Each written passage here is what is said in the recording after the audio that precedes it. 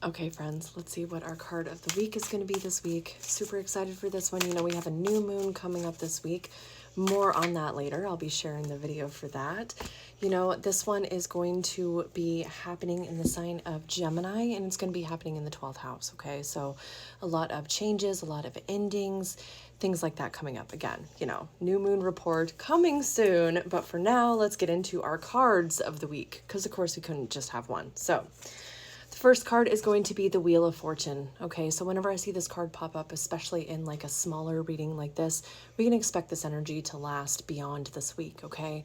So this is all about good fortune, all right? Things lining up for us. Perhaps we've been feeling like things haven't really been flowing very well. They're going to start to flow a little bit better with this card coming up this week, okay? And I really do feel like this has a lot to do with any kind of new moon work or inner work that we are doing in our lives, okay? The work that we are doing is paying off for us. One of the other things we need to do is be willing to dream big, okay?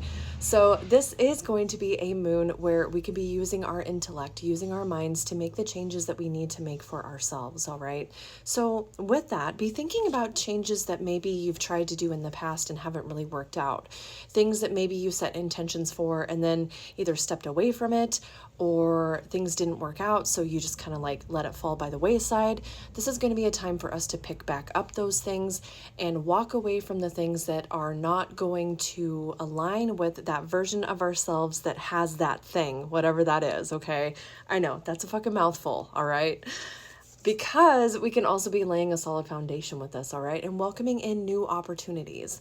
Whenever we're walking away from things, whenever we are ending things, we are essentially creating a new beginning on the other side of those endings. So one of the things that we need to be asking ourselves, especially with this new moon coming up, is what endings, what changes do I need to create in my life so that I can welcome those new beginnings on the other side of this new moon especially? How are we going to walk towards those changes? How are we going to walk towards those new beginnings? And once we know the steps that we need to take, putting into plan, putting into practice those steps. Because, you know, we're partnering with the universe, okay? It's not just going to magically happen, okay? We're going to have to do some work with this one. Oh, yes. And any of us who are working through any kind of self-doubt, any kind of imposter syndrome, we could be working on that this week too, okay? And in fact, if you want to do like a dark moon release, that can be something that you release before you set your intentions as well. So this week feels really big, really energetic, really forward moving as well. So be paying attention to what comes up for you this week.